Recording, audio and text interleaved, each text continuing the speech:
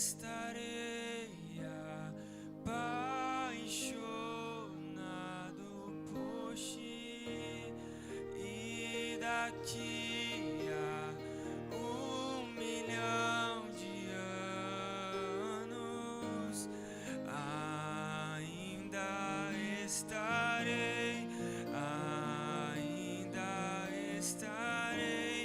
e daqui a 1.000.000 de anos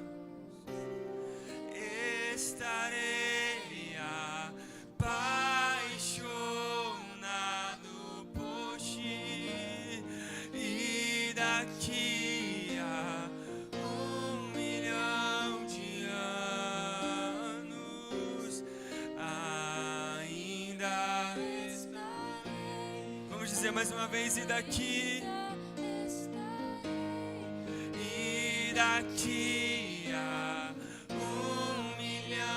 de anos estarei apaixonado por ti, e daqui a 1.000.000 de anos estarei.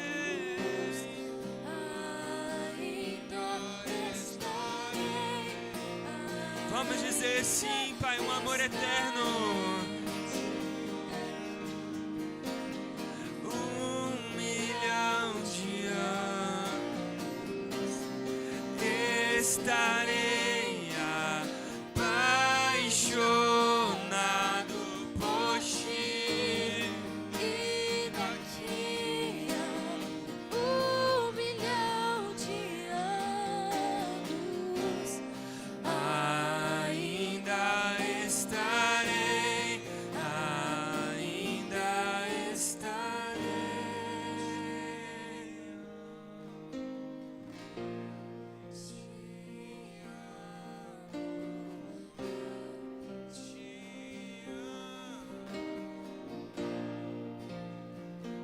Minha canção é eu te amo, eu te amo, eu te amo. És tudo pra mim,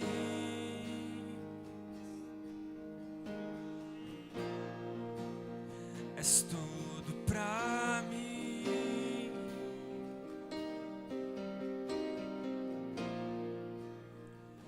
Como eu te amo, como eu te adoro, és tudo pra mim.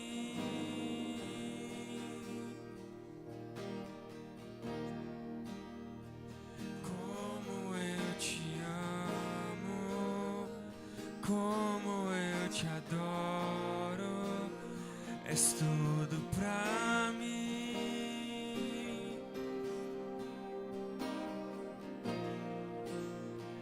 Como eu te amo, como eu te adoro, és tudo pra mim.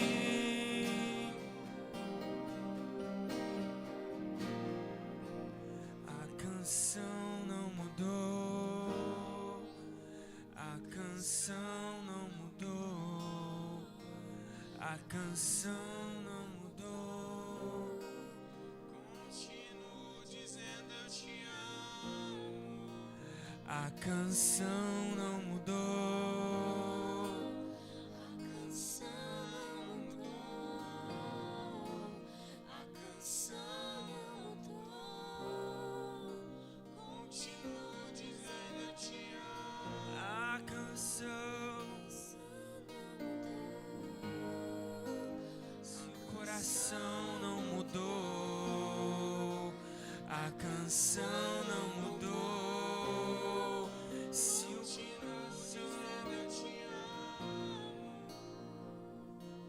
podem me tirar, Ouro, a prata, minha casa, minha família, os meus amigos, só não me tirem, meu Senhor.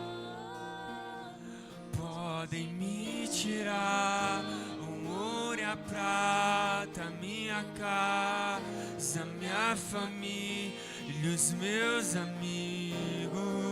Só não me tirem, meu Senhor. Podem me tirar. Podem me tirar o ouro, a prata, minha casa, minha família, os meus amigos.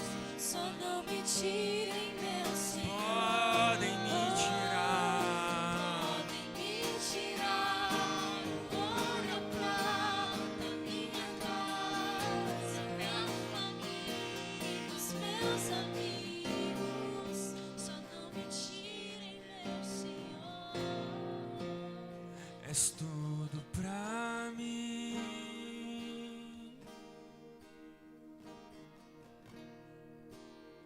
És tudo pra mim.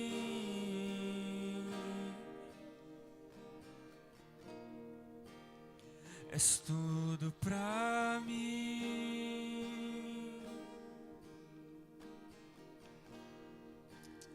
És tudo pra mim.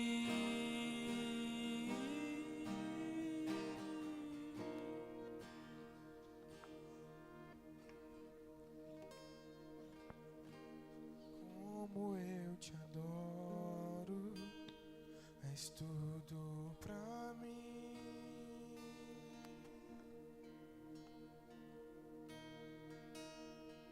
Como eu te amo, como eu te adoro, és tudo pra mim.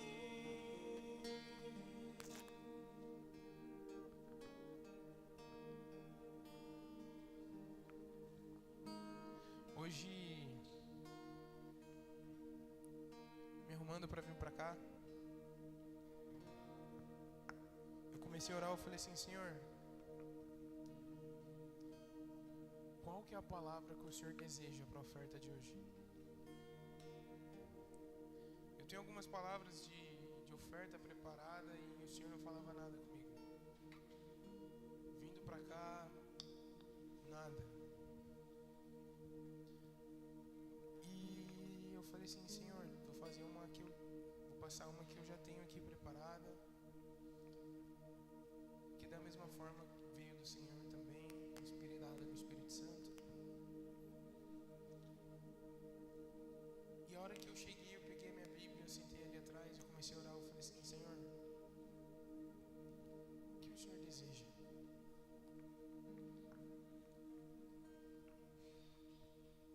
E o Senhor me lembrou da história de Jó.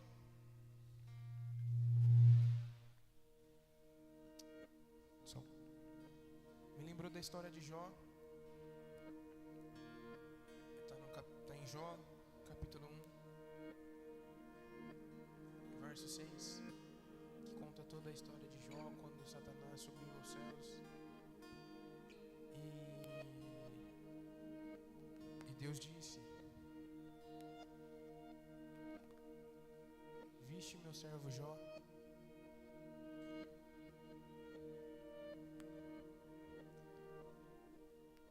Eu falei assim, Senhor, certeza que o Senhor tem essa palavra que o Senhor deseja?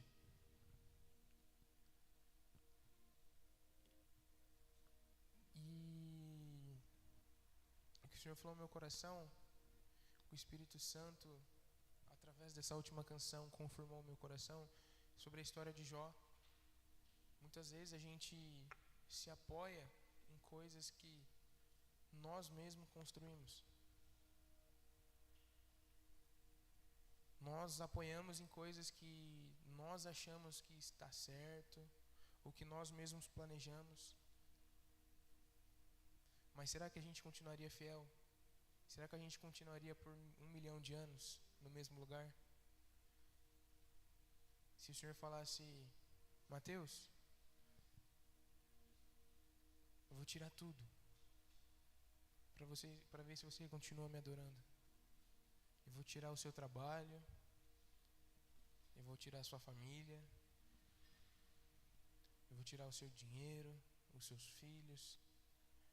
será que a gente continuaria adorando ao Senhor da mesma maneira, da mesma intensidade? Eu sei que essa última canção é uma canção muito pesada. Por muito tempo foi muito difícil para mim conseguir cantá-la. Porque eu falei assim, Senhor, eu não estou acho, nem perto disso. Mas um dia eu quero chegar nesse lugar. Um dia eu quero falar, Senhor, nada mais importa sem a Tua presença.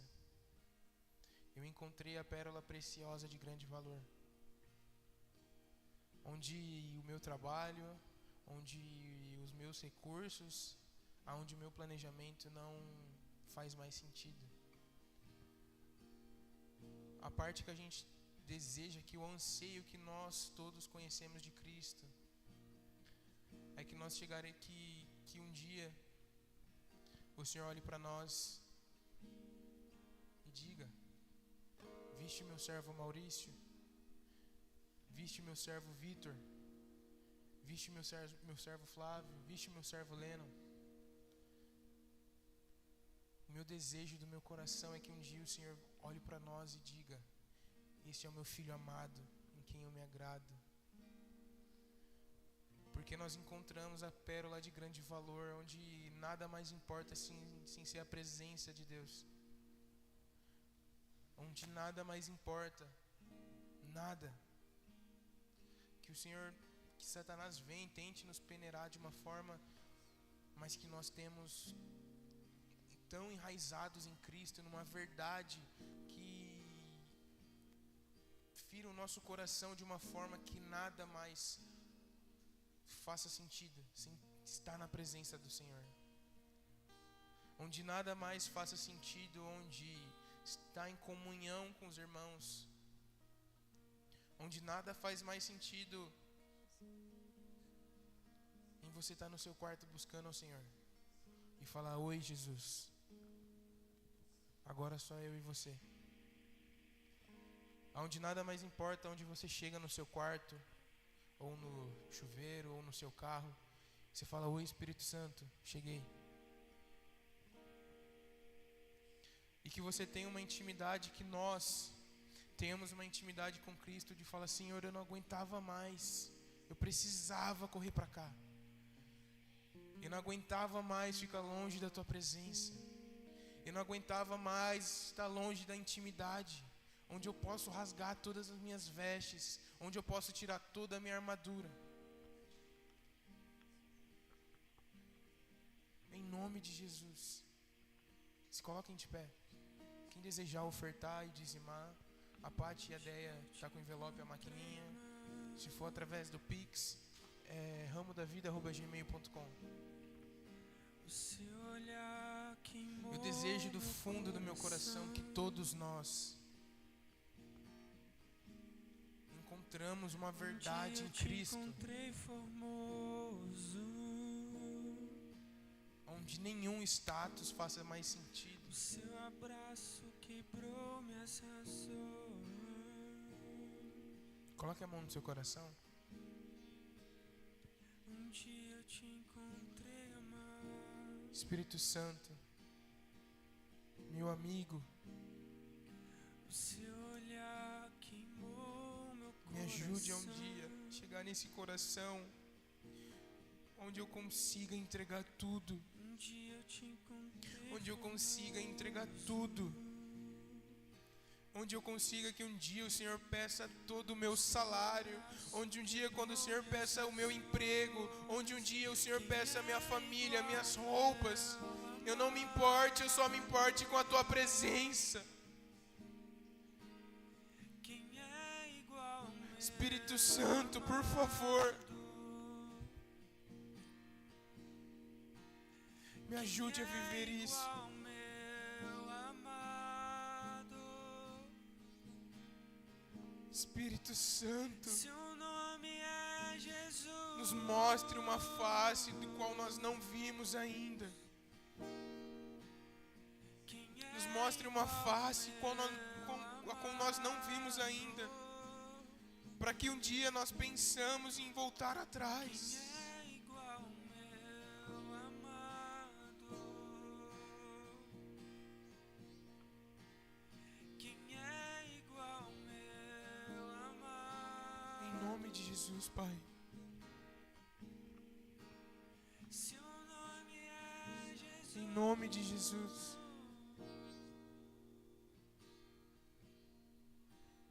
Em nome de Jesus. Quem tenho eu além de ti? Obrigado, Jesus. Obrigado, Jesus, pela oportunidade que o Senhor nos dá de chegar a Ti. Obrigado, Jesus, pela oportunidade que o Senhor nos dá. Depois de tudo, o Senhor continua nos esperando. Onde o Senhor continua nos esperando no lugar de intimidade. Quem tenho eu além de ti? Plante em nosso coração, Espírito Santo, a generosidade. Nos dê oportunidades de ser generosos. Nos dê oportunidade de sermos pacientes. Nos dê oportunidade de sermos amorosos. Muito obrigado, Jesus. Ele ressuscitou. Em nome de Jesus. Amém. Quem é igual ao meu amado? Quem é igual ao meu amado? Quem é igual ao meu amado? Seu nome é Jesus.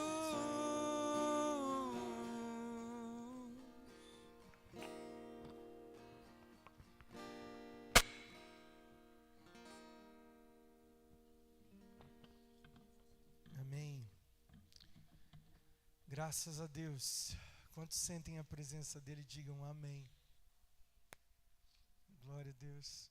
Alguém gostaria de dar um testemunho nessa noite?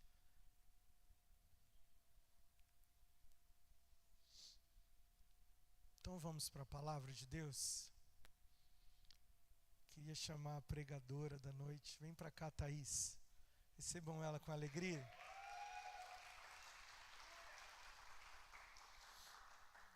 Você pode estender sua mão para cá?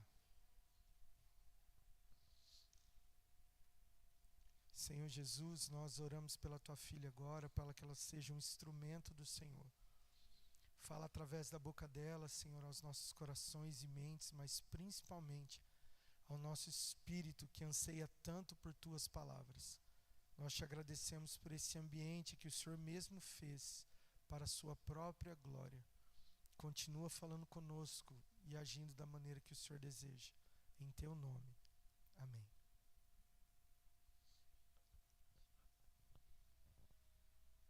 Boa noite, irmãos, a paz. Tudo bem? Espero que todos estejam bem. Com frio, mas bem. E o pastor Flávio pediu para eu trazer uma palavra para vocês hoje. E eu espero que eu consiga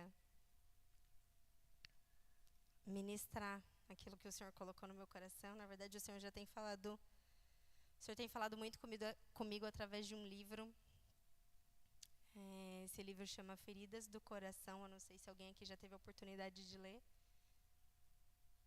E o Senhor tem ministrado muito através desse livro sobre a minha vida. E eu vou trazer um pouquinho de algo que o Senhor me mostrou através da vida desse pastor que chama Diogo Dantas, que escreveu esse livro, e eu queria trazer algo para vocês, amém?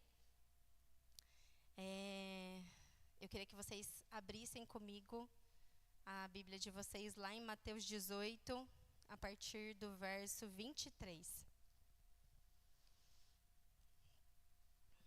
Eu espero que eu consiga. Eu escrevi aqui, irmão. Se eu vou conseguir ler o papel e acompanhar o que eu escrevi, é só o Senhor.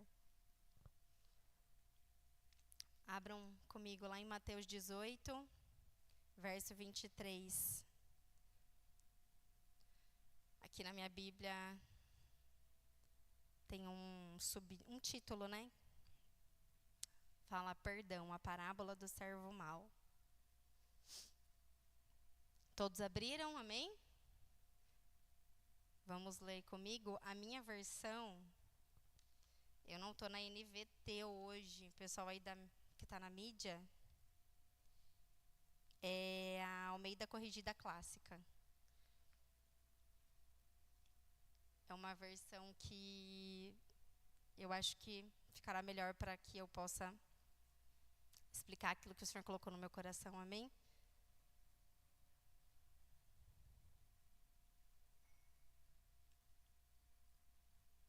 Eu vou ler com vocês. A minha versão diz assim, ó. Por isso, o reino dos céus é semelhante a certo rei que quis ajustar contas com os seus servos. Começando a fazer as contas, foi-lhe apresentado um que lhe devia 10.000 talentos. Mas não tendo com o que pagar, seu senhor mandou vendê-lo junto com sua mulher, filhos e tudo quanto possuía para que a dívida fosse quitada. Então aquele servo, prostrando-se reverentemente, rogou-lhe: Senhor, seja generoso para comigo e tudo te pagarei. O senhor daquele servo, movido de íntima compaixão, soltou-o e perdoou-lhe a dívida. Saindo, porém, aquele servo encontrou um dos seus conservos que lhe devia 100 dinheiros e, agarrando-o, o sufocava, dizendo: paga o que me deves. Então o seu conservo, prostrando-se aos seus pés, rogou-lhe: seja generoso comigo e tudo te pagarei.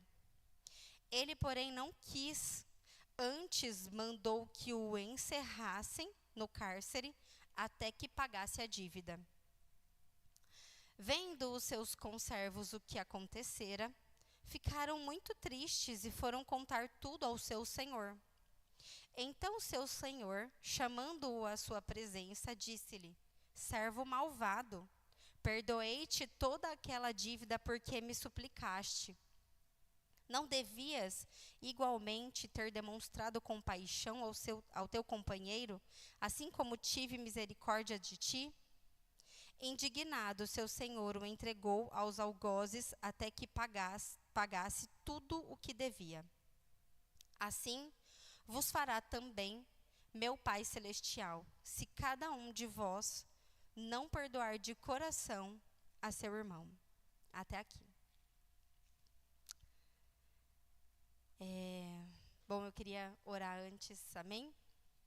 Pai, essa é a Tua palavra, Senhor, que o Senhor possa, em nome de Jesus, Deus, comunicar, Senhor, à Tua igreja aquilo que é da Tua vontade, Senhor. Que eu seja apenas um canal onde o Senhor possa usar, Senhor, me usar, para que a Sua palavra, Senhor, seja ministrada e para que eu possa falar aquilo que é do Seu coração, Senhor, em nome de Jesus. Amém. Bom, vamos lá. Todo mundo acho que conhece essa parábola do servo mau. E eu não sei se vocês já ouviram isso, mas eu já ouvi muito isso.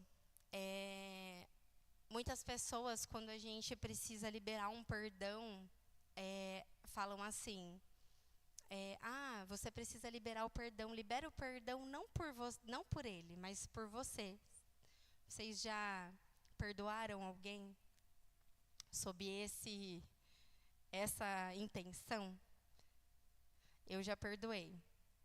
Porque muitas vezes a gente acha que o perdão, a gente libera o perdão achando que vamos ser beneficiados. Nós liberamos o perdão com essa justificativa de que vai ser melhor para nós, porque nós teremos um benefício em liberar o perdão. Mas algo que a gente pode ver e constatar por meio dessa parábola é que o Senhor, quando Ele perdoou a dívida do servo que não podia pagar, porque aqui a gente estava falando de uma dívida impossível de se pagar. Eram 10.000 talentos e, pelo que eu pesquisei, esses 10.000 talentos equivaliam a uma dívida muito grande, uma dívida muito alta, ao qual ele nem teria como pagar.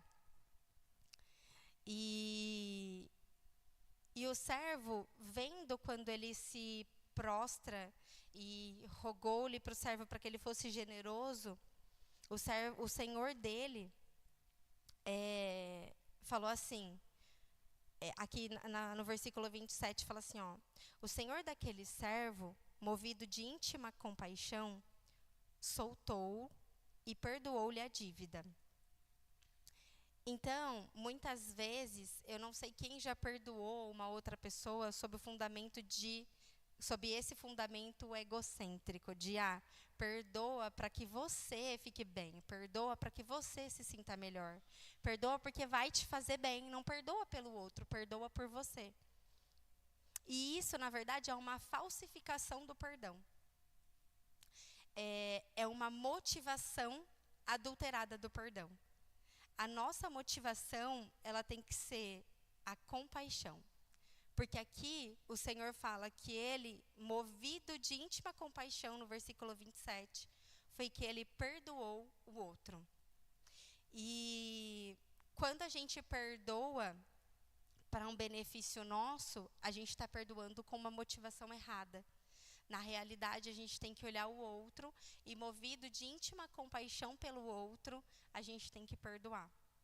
E aí, buscando o significado de compaixão, compaixão significa reconhecer o sofrimento do outro, sentir-se tocado por ele e ter o impulso genuíno de agir para aliviá-lo.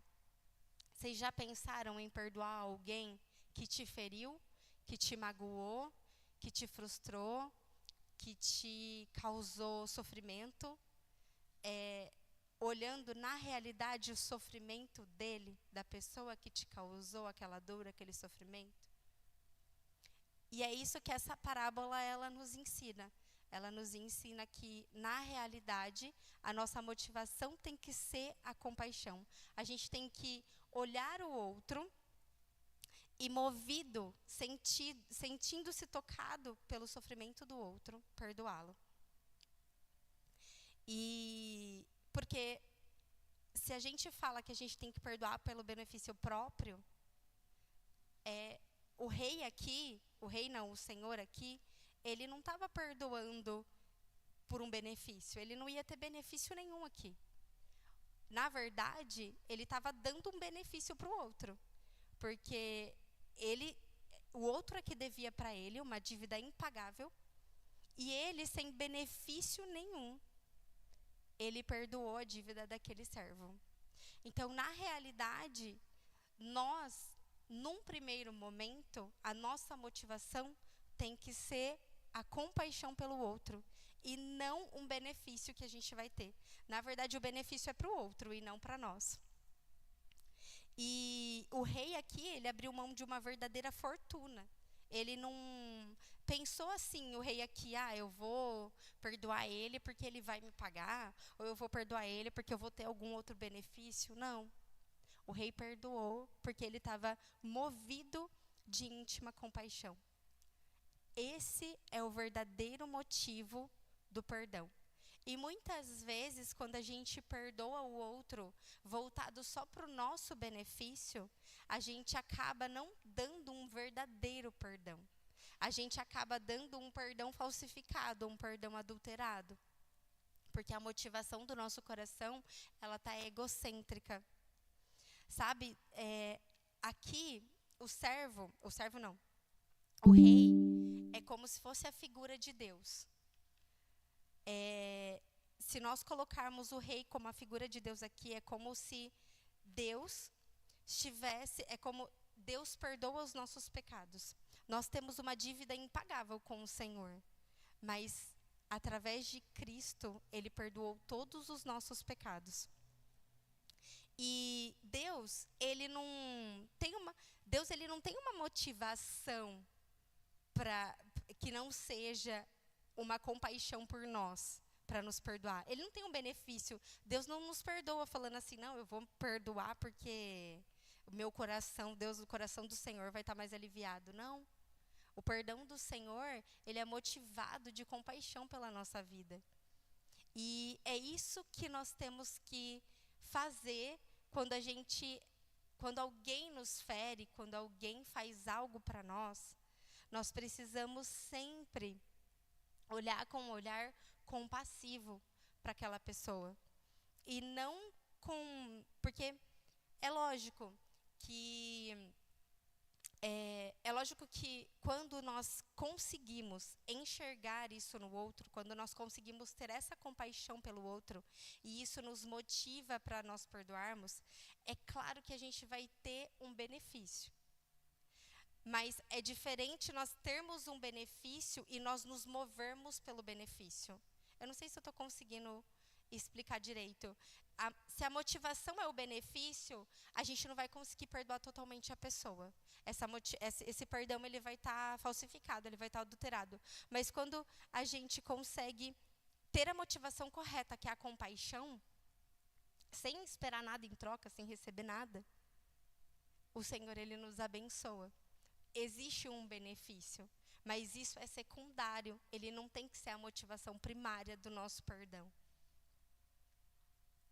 O benefício ele é uma motivação secundária. É como, nesse livro que eu estou lendo, ele fala como se esse perdão voltado para um benefício, ele fosse, sabe aquele remédio falsificado, adulterado, que não faz efeito nenhum? É como se esse perdão motivado pelo nosso benefício próprio fosse isso. Mas o perdão genuíno, o perdão genuíno gerado pela compaixão, ele é o remédio verdadeiro, que cura automaticamente. Quando a gente consegue perdoar verdadeiramente através da compaixão, isso nos serve de cura, porque é o perdão verdadeiro. Então, automaticamente, isso nos cura. É como se fosse um efeito colateral do remédio. O benefício. E não o principal ativo do perdão. E aí vocês devem estar se perguntando, como que a gente consegue, isso. Porque falar é fácil, irmãos? Olhar e falar que a gente tem que perdoar com compaixão, que a gente tem que olhar o outro, é fácil, mas muitas vezes a gente olha e a gente não consegue. Simplesmente a gente olha e a gente não consegue. Mas aí nós temos que nos focar.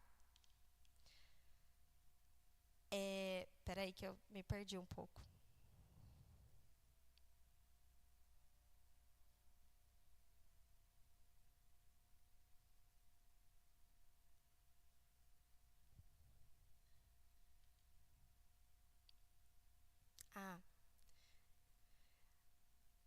Voltando um pouco, antes de eu falar o que eu ia falar,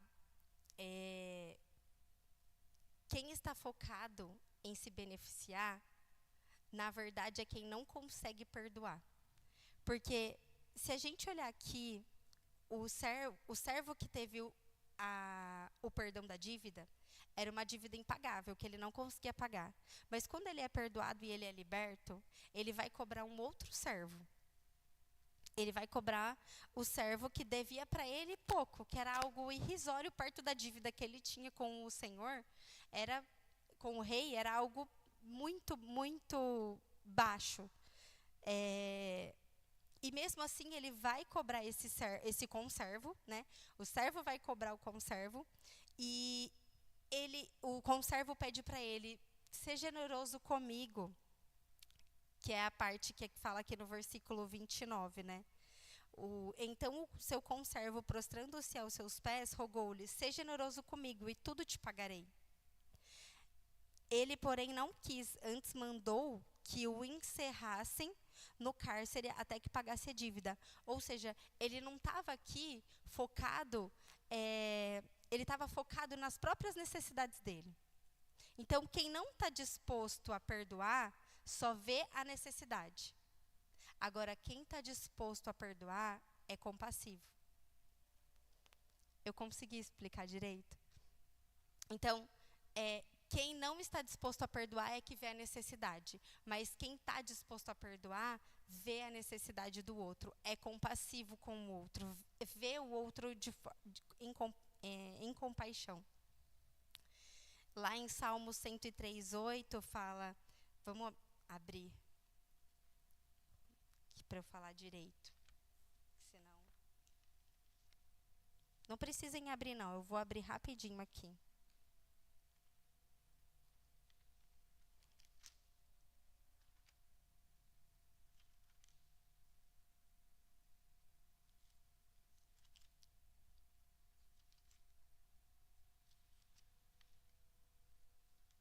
Salmo 103:8. Fala assim: misericordioso e piedoso é o Senhor, longânimo e grande em benignidade. Então fala que Deus é compassivo e misericordioso. E aí eu estava falando para vocês que quando nós perdoamos com a verdadeira motivação, que é a compaixão, a gente, por tabela, a gente também é beneficiado. E aí é que o perdão se torna uma cura para nós. Quando a gente está disposto a perdoar o outro em compaixão, automaticamente, quando essa é a nossa motivação, esse perdão se transforma em cura para nós. E existem 2 processos valiosos que acontecem quando a gente consegue verdadeiramente olhar para o outro movido de íntima compaixão e perdoar aquilo que o outro, aquela ferida que o outro nos fez, né? Primeiro, que quando a gente começa a olhar para o outro de forma compassiva, a gente começa a ter compaixão, aquela justiça que a gente achava que a gente tinha, porque quando alguém faz alguma coisa para nós, a gente para e pensa assim, como que ele consegue fazer isso e ainda viver como se nada tivesse acontecendo? Como que essa pessoa consegue ser assim? A gente acha que nós é que somos donos da justiça. E quando a gente consegue olhar para o outro com compaixão, a gente começa a enxergar que, na realidade, o outro ele não está bem. É como se a maldade do outro, na verdade, transformasse... a própria vida do outro é consequência. Aquilo que ele plantou vai trazer outras consequências. Talvez quando alguém nos fere ou nos faz alguma coisa, a gente acha que ou ela tem que ser ferida da mesma forma, ou ela tem que receber na mesma moeda. Só que, na verdade, às vezes, a própria ação divina, porque a Bíblia fala que, e se tem uma coisa que é nítido e que a gente consegue enxergar até naturalmente, é que aquilo que a gente faz aqui, a gente paga. Então, todo mal que a gente planta, a gente colhe. E talvez a gente espere que o outro vá colher também recebendo na mesma moeda, na mesma troca. E, na realidade, não. Muitas vezes, a pessoa recebe de outra forma. E quando a gente consegue ter esse olhar de compaixão, a gente consegue ver que, na verdade, aquela pessoa, ela está precisando de ajuda, ela está precisando ser ajudada. Que, na verdade, a vida dela está toda destruída, transtornada, às vezes acontecendo. Às vezes a gente vê que a vida da pessoa parece que não... Sabe, tudo que a pessoa faz acaba dando errado, relacionamentos que a pessoa tenta ter só são ruins, porque é algo que a pessoa plantou e ela está colhendo, às vezes não da mesma forma que ela fez com você, mas ela está colhendo de outras formas. E quando a gente consegue enxergar isso, quando a gente consegue ter essa compaixão, a gente consegue enxergar essas mazelas na vida do outro. A gente consegue enxergar que o outro, na verdade, por mais que ele tenha feito algum malefício para nós, na verdade ele está precisando de ajuda.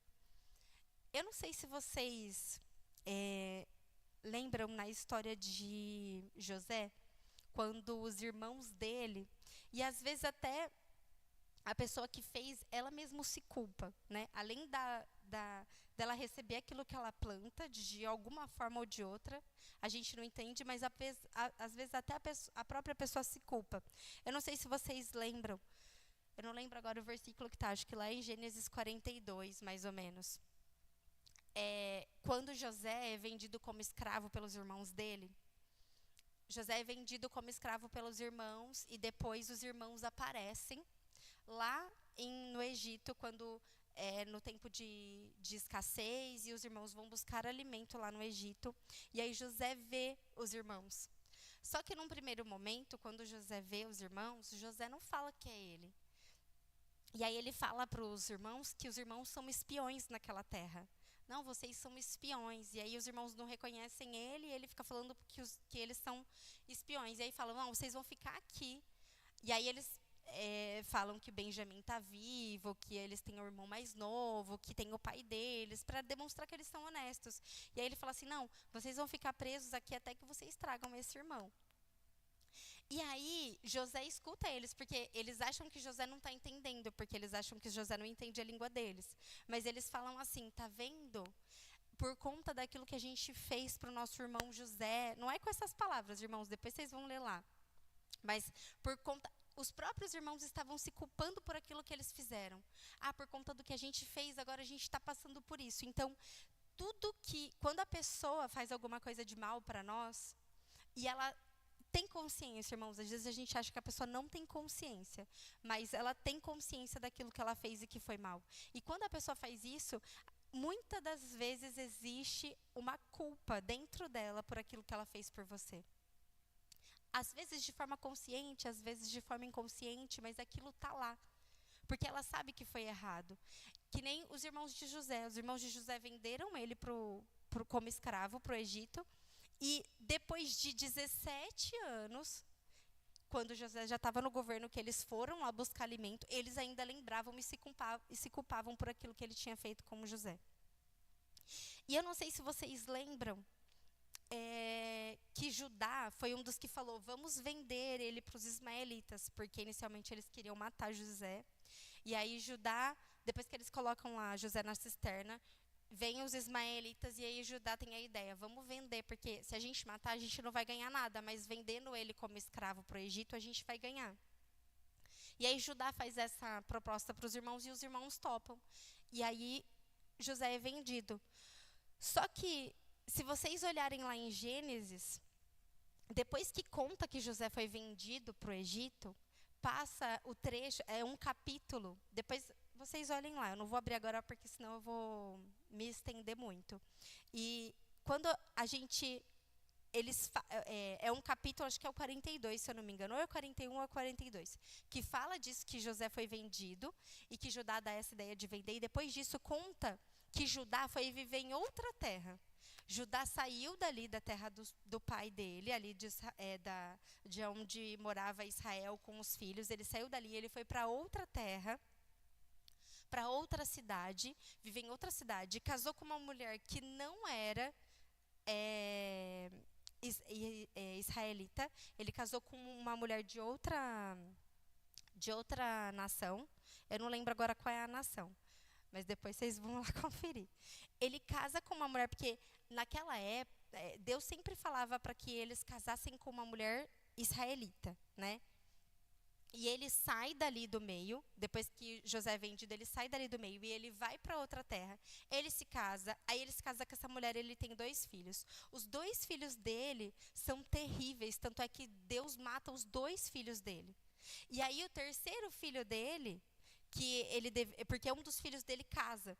E essa mulher, ai meu Deus, eu não vou lembrar o nome dela agora. Mas essa mulher, vamos lá em Gênesis 42. Que agora eu vou ter que voltar lá para lembrar. Senão depois vocês não vão entender.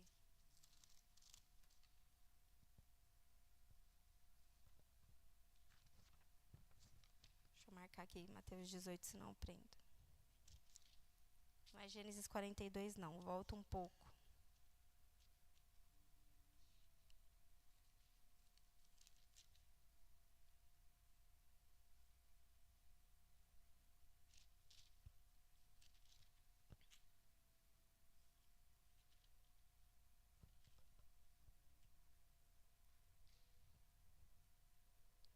aqui, ó. Gênesis 37. Vai falar que José é vendido para o Egito. Jacó é enganado para os filhos. Aí começa o capítulo 38, que fala que a vergonha de Judá. Judá, ele foi para... Deixa eu lembrar aqui, ó. Ele foi para a casa de um homem de Adulão, cujo nome era Ira. Viu Judá ali, a filha de um homem cananeu, então ele casou com uma mulher cananeia, cujo nome era Sua, e tomou-a e entrou a ela. Aqui é uma versão diferente da NVT, que é mais fácil. Ela concebeu e deu à luz um filho e o chamou de e tornou a conceber, dando à luz a outro filho que chamou de Onã. E continuou ainda e deu à luz a outro filho a quem chamou de Selá. Então, ele teve 3 filhos com ela. Aqui, ó. Judá, pois, tomou uma mulher para seu primogênito, e seu nome era Tamar. Então, casou com Tamar, que era o primogênito de Judá. E o Senhor acabou... porque aqui fala que porém, o primogênito de Judá, era mau aos olhos do Senhor, pelo que o Senhor o matou. Então disse Judá a Onã: entra a mulher do teu irmão, casa-te com ela e suscita-se semente a teu irmão. Então, naquela época, quando o irmão primogênito morria, automaticamente o outro irmão tinha que casar com a mulher do primeiro irmão para dar descendência para o primeiro irmão. E aí Onã casou. Só que Onã tinha relações com a esposa de né, com a viúva, e ele derramava na terra o sêmen para que não desse descendência. E aí isso foi mal aos olhos do Senhor também, e ele também matou Onã. E aí a Tamar falou, e aí Judá falou para Tamar: quando Selá for mais velho, eu vou te dar ele para ele casar com você, porque a Tamar tinha ficado viúva. Enfim, Judá foi para uma terra que não era a sua terra ali com os familiares. Ele casou com uma mulher cananeia. Ele teve 3 filhos. 2 filhos dele eram maus aos olhos do Senhor. O Senhor matou os 2 filhos dele. E aí, depois disso, a Tamar, porque ele não deu Selá para casar com Tamar no tempo certo, porque Selá já tinha uma certa idade e ele não falou nada.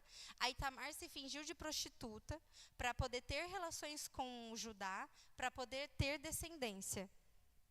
Ela enganou ele, eu não sei se vocês lembram da história, mas ela se fingiu de prostituta, teve relações com Judá, ficou com alguns pertences de Judá. Enfim, a história de Judá, depois que ele foi para essa terra cananeia, para essa terra de Adulão aqui, foi totalmente destruída. Então, e antes disso, ele que tinha dado a ideia de vender o próprio irmão para os ismaelitas, para o Egito. Ele vendeu o irmão para os ismaelitas, para o irmão dele, José, ser escravo no Egito. Então, veja que depois que Judá fez isso, olha como que a vida de Judá ficou toda destruída. Os filhos eram maus aos olhos do Senhor. Casou com uma mulher cananeia. Estava vivendo numa terra que não era a terra que Deus tinha para ele, porque a terra que Deus tinha para ele, como era descendente de Israel, era Canaã. Enfim, ele acabou tendo inúmeros problemas. Depois, a própria nora teve relações escondidas com ele, porque ele não deu o filho para casar. Então, olha a vida de Judá, depois que Judá fez um mal para José. E por que eu estou dando toda essa volta? Para que a gente possa... Olha Judá, como a vida dele foi totalmente destruída, e todas as coisas que teve de mal na vida dele, depois que ele fez mal para José. E eu estou falando isso porque, muitas vezes, aquela pessoa que nos fez mal, a vida dela também vai totalmente de mal a pior. E, às vezes, a gente fica com aquele senso de justiça, mas, na realidade, aquela pessoa passa por muitas coisas na qual ela precisaria de ajuda. Por isso que nós precisamos olhar com um olhar compassivo, com um olhar de compaixão. Porque às vezes o nosso perdão para com aquela pessoa é que vai salvar ela daquela vida toda desconcertada que ela leva. Então, essa é um primeiro processo valioso que acontece. A gente olhar de forma compassiva faz com que a nossa justiça já não seja tão justa assim. Quando a gente olha para o outro de forma compassiva e começa a ver a vida do outro, aquilo que acontece na vida do outro, a gente acaba perdendo aquele senso de justiça, porque a gente olha e fala assim, meu Deus, na verdade essa pessoa está precisando de ajuda. Na verdade, às vezes, aquilo que ela fez para você foi uma forma dela se proteger, por coisas que ela já passou, por coisas que acontecem na vida dela, por coisas que ela sofreu. Então, quando a gente consegue olhar de forma compassiva, a gente começa a enxergar isso. E aquela justiça própria que a gente tinha, ela começa a se esvair. E aquele perdão que talvez fosse impossível, já começa a ser possível, porque a gente está olhando para o outro de uma forma com compaixão. E a segunda coisa, o segundo processo valioso, é que a gente começa a ser reconhecedor da graça. A gente começa a receber a graça de uma forma diferente. Porque quando a gente consegue ser compassivo e ter compaixão pelo outro, é porque a gente entende que o Senhor é compassivo e bondoso conosco. A gente entende que o Senhor nos deu uma graça maior. Porque às vezes você acha que aquilo que o outro fez para você, mas eu nunca fiz nada de mal para ninguém. Às vezes você pode pensar assim, eu nunca fiz nada de mal para ninguém. Mas nós somos pecadores e nós já nascemos pecadores. E cada pecadinho, por mais que seja mínimo, ele é contra o Rei dos Reis, o Senhor dos Senhores. Ele é contra o Deus Todo-Poderoso, o Santo. Então, o nosso pecado, se a gente fizer algo contra o outro, é como se a gente tivesse uma dívida menor. Agora, a nossa dívida para com Deus, ela é muito maior. Porque nós somos pecadores e carecemos da graça do Senhor. E quando a gente entende que nós somos pecadores e carecemos da graça do Senhor, a gente consegue ter um olhar compassivo, generoso para com o outro. Porque a gente entende que somos carecedores da graça do Senhor. E eu não sei se vocês já tinham visto o perdão por essa ótica, mas era algo que eu nunca tinha visto. Eu nunca tinha visto o perdão por essa ótica da compaixão. Disso ser o principal benefício. E o benefício é o outro, não é você. Na realidade, o seu benefício ele vai ser o seu benefício ele vai ser anexo, vamos se dizer, a principal motivação, que é o perdão do outro. E eu não sei se vocês já tinham parado para pensar nisso. Muitas vezes eu pensava que assim, não, eu preciso perdoar, porque às vezes eu pensava no meu próprio benefício. Eu não vou ser perdoada por Deus, porque lá na oração do Pai Nosso, Jesus fala, né? Ora, porque se vocês não perdoarem os pecados dos outros, Deus não vai perdoar os nossos pecados. Então, muitas vezes eu acabava falando, não, eu perdoo a pessoa, porque estava pensando no meu próprio benefício. Deus não vai me perdoar, então eu vou perdoar o outro. Só que, na verdade, isso é um perdão, não é um verdadeiro perdão. O verdadeiro perdão é quando eu sinto compaixão pelo outro, e quando eu perdoo o outro, tendo compaixão pela vida dele. Amém? Eu não sei se eu consegui transmitir aquilo que o Senhor ministrou no meu coração e aquilo que eu consegui entender dessa parábola. E o Senhor tem trabalhado para curar várias coisas.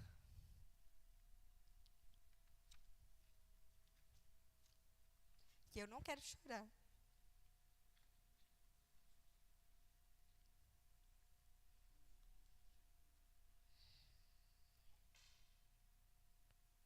O Senhor tem trabalhado para curar várias coisas em mim.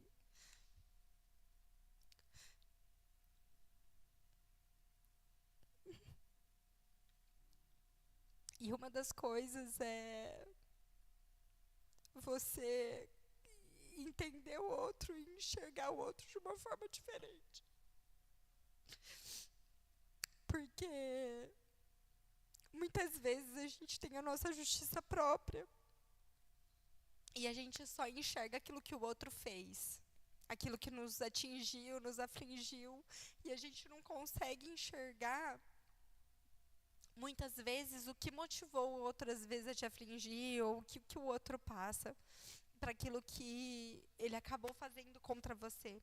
Às vezes a pessoa até sabe que fez algo, mas às vezes a pessoa nem sabe, porque já está acostumada, a vida dela já está toda desregulada, e na realidade ela está precisando de ajuda. E a gente precisa parar de olhar só para o nosso próprio benefício, para a nossa própria vida, e começar a enxergar o outro de uma forma diferente. Enxergar o outro com as mazelas que ele tem também, com os problemas que ele tem também. E é fácil, irmãos, falar. Muitas vezes é fácil ler e falar e entender isso da palavra do Senhor. Mas no dia a dia é difícil você praticar. É difícil você olhar o outro e ter compaixão pelo outro. É difícil você olhar o outro tendo ele te ferido e você conseguir enxergar algo de bom no outro. É difícil você conseguir enxergar, ter essa visão compassiva. E é só através do Espírito Santo que a gente consegue isso. Sabe, a gente tem que... Eu não sei se quem já te feriu, quem você precisa liberar o perdão, talvez você tenha liberado um perdão assim, em benefício seu, em benefício próprio, mas eu queria te levar a algo que você tenha sofrido, para que você possa liberar um perdão genuíno, tendo compaixão pela pessoa que te feriu.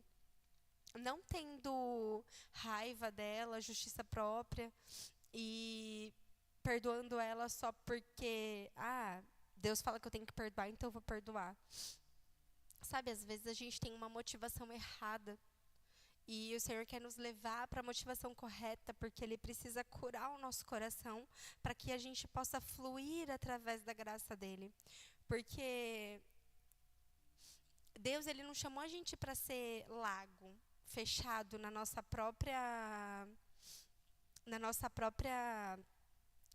próprio mundo, na nossa própria justiça, olhando para o nosso próprio umbigo. Sabe, Ele quer que sejamos rios. E rios, ele flui graça. Sabe, Deus quer que a gente seja rio porque Ele quer que a gente possa fluir em graça. A graça que a gente recebe, a gente precisa fluir nela e liberar ela para o outro também. E eu espero que... Eu não sei se você tem alguém que você tem que perdoar, ou se você perdoou alguém com uma motivação errada. Eu não sei se só eu que nunca tinha percebido isso e estou percebendo isso agora. Mas que a gente possa, em nome de Jesus, ao invés de ser como esse servo mau, que só olhou o benefício próprio, só estava olhando para as próprias necessidades dele e não perdoou com o servo, que a gente possa olhar para o outro, assim como esse Senhor aqui olhou para o servo, em forma de compaixão. E que esse possa ser o nosso olhar para com o outro. Amém? Vamos orar. E eu quero pedir para que o Senhor, em nome de Jesus, possa... Não sei se você tem algo para perdoar, para liberar, mas que... Ou se você talvez liberou, mas aquilo ainda está no seu coração, porque às vezes a gente libera, mas a gente só fica olhando a vida da pessoa que nos feriu. Olhando no sentido assim, vamos ver o que vai... Eu quero só ver quando o Senhor trabalhar na vida dela, eu quero só ver quando o Senhor fizer na vida dela. E na verdade esse não tem que ser o nosso pensamento. Quando a gente perdoa, tem que ser com compaixão e a gente tem que olhar o outro com graça e com misericórdia, assim como o Senhor olha para nós, amém? Vamos orar? Pai, obrigada, Senhor, pela tua palavra, Senhor. Deus, eu espero que eu tenha conseguido, Senhor, transmitir aquilo que o Senhor colocou no meu coração, Pai. É tão difícil, Senhor, falar sobre isso, porque muitas vezes a gente acha que é algo simples. E até é simples, Senhor, mas é tão profundo, é tão importante, Senhor, que muitas vezes a gente não consegue, Senhor, discernir. Eu quero pedir para que o Senhor, em nome de Jesus, Deus, possa olhar para cada coração aqui disposto, para cada pessoa que está aqui, Senhor, e que o Senhor possa transformar os nossos corações, Senhor, para que a gente possa olhar para o outro com compaixão. Que a gente possa ser movido, Senhor, a perdoar por compaixão e não por uma motivação egocêntrica, Senhor, da nossa parte, olhando para o nosso próprio umbigo.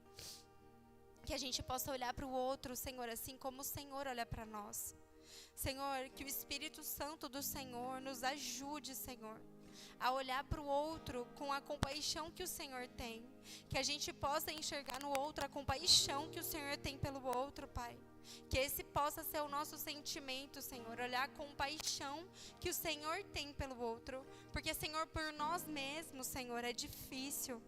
Nós temos olhares maus muitas vezes. Nós muitas vezes só queremos o nosso benefício próprio. Nós não queremos perdoar pelo benefício do outro. Nós não queremos perdoar pelo outro. Nós queremos um benefício próprio nosso. E eu quero pedir para que a nossa mente seja mudada, transformada, e que o Espírito Santo do Senhor faça com que a gente se lembre das pessoas que precisamos perdoar e que a gente possa olhar para essas pessoas com um olhar compassivo. Que a gente possa olhar para essas pessoas com compaixão, olhando a vida daquela pessoa e olhando o quanto aquela pessoa carece do Senhor, Pai. Carece da sua graça e da sua misericórdia. E que possamos liberar perdão, Senhor, com compaixão. Que a nossa liberação de perdão não seja, Senhor, para o nosso benefício próprio. Porque foi o conservo que liberou perdão para benefício, que queria o perdão da dívida só em benefício próprio, porque o que ele queria era receber a dívida. Mas nós temos que olhar para Deus, nós temos que olhar para o Senhor, que nos perdoa independente do que a gente tem a oferecer. Nos perdoa por compaixão, porque sabe das nossas mazelas, das nossas dificuldades. É assim que nós devemos olhar para o outro também, Senhor. Nos ajuda a ter esse olhar de compaixão pelo outro. Em nome de Jesus, Pai. Amém.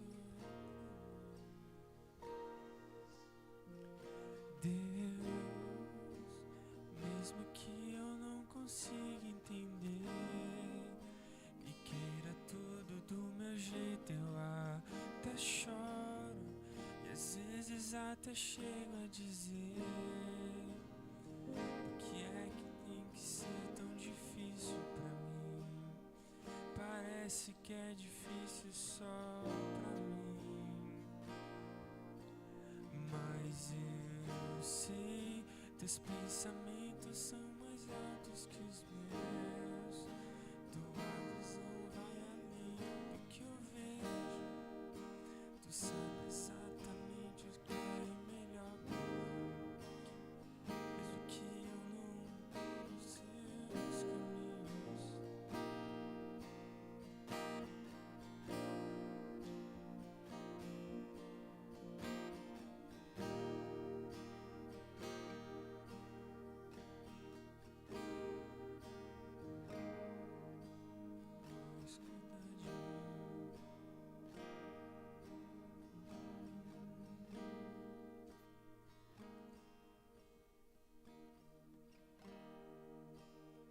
Me faz queimar mais, me deixa te amar mais e mais. Me faz queimar mais, me deixa te amar mais e mais. Mais do que eu te amei ontem, mais do que eu te amo hoje. Me